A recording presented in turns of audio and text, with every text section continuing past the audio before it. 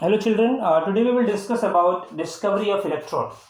In previous video, I told you all about Dalton's atomic theory. Okay, what were the postulates of Dalton atomic theory, and we compare Dalton atomic theory with modern atomic theory. Now term is to discuss about electron discovery. Who discovered electron and how scientists discovered it. So if we talk about discovery of electron, first of all, it was initiated by scientist William Crook. Scientist William Crook. Scientist managed an apparatus as I have represented it on this whiteboard. A discharge tube, and this discharge tube is connected with potential. Okay. Negatively charged terminal of this potential is cathode and positively charged terminal is anode. Then after he filled the gas inside this discharge tube at a very low pressure of 0.01 mm of Hg. Okay. After managing the apparatus, scientist William Crook started giving potential. Through the battery. When potential reached up to the level of 10,000 volts, scientist William Crook observed that some rays are traveling from the side of cathode toward anode. Scientists observed that some blue color rays are traveling from the side of cathode toward anode. It means origin of this rays is this negatively charged plate, negatively charged terminal, right? And rays were traveling toward positively charged anode. Later on, scientist William Crook named this rays as cathode rays, right?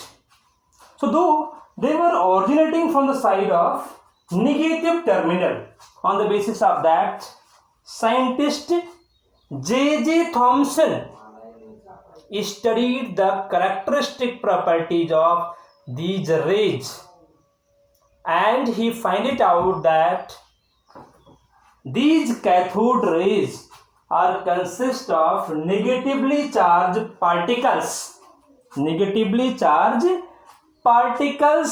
called as electron. So if we talk about discovery of electron, it was initiated by scientist William Crook with the help of apparatus as I have represented on whiteboard. Later on, the characteristic property of rays were studied by scientist J.J. Thomson, and he proved that these rays are consist of negatively charged particles, and these negatively charged particles are nothing but electrons. Right? Now let's see what scientist Thomson studied about cathode rays. Right? So scientist Thomson first of all applied a paddle wheel in between these rays. Okay.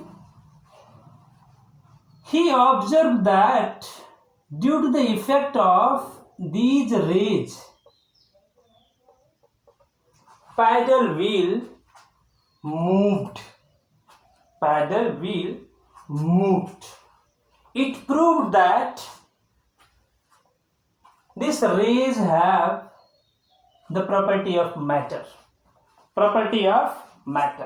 It means they are consist of some particles. Some particles are present, and these particles are forcing over this paddle, and due to the effect of this particle, this paddle wheel moved. It means rays are consist of some particle. Now what are the nature of these particles? Whether they are positively charged or negatively charged, For that, scientist Thomson applied electrical and magnetic field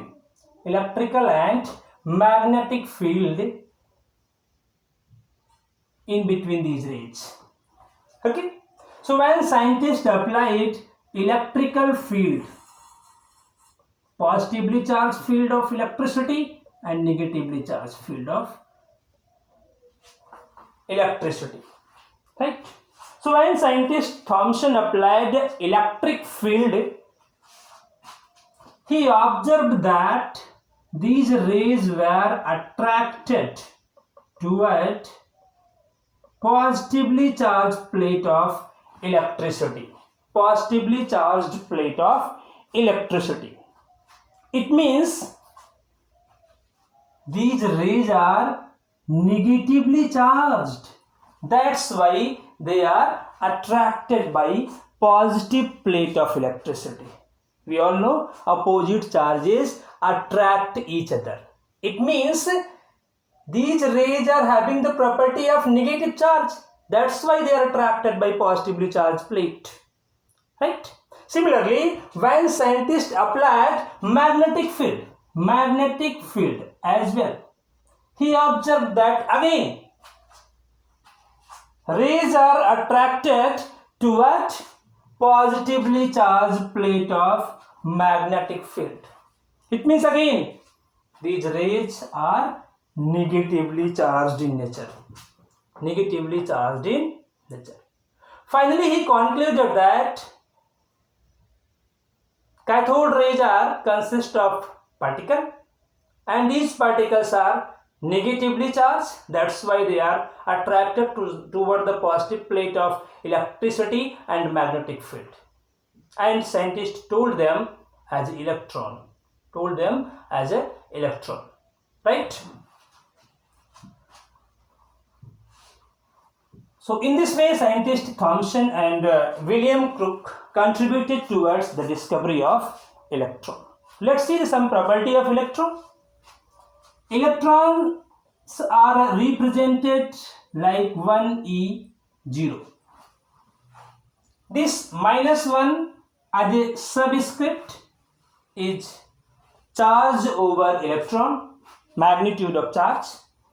This 0 as a superscript representing mass of an electron. So mass of an electron is almost negligible. Zero. It is equivalent to 0.0005 AMU, which is almost negligible. Okay. Another way we can represent as the mass of electron is 1/1837 of mass of one hydrogen atom or one proton. Okay, and magnitude is -1. Magnitude of charge is -1. Okay.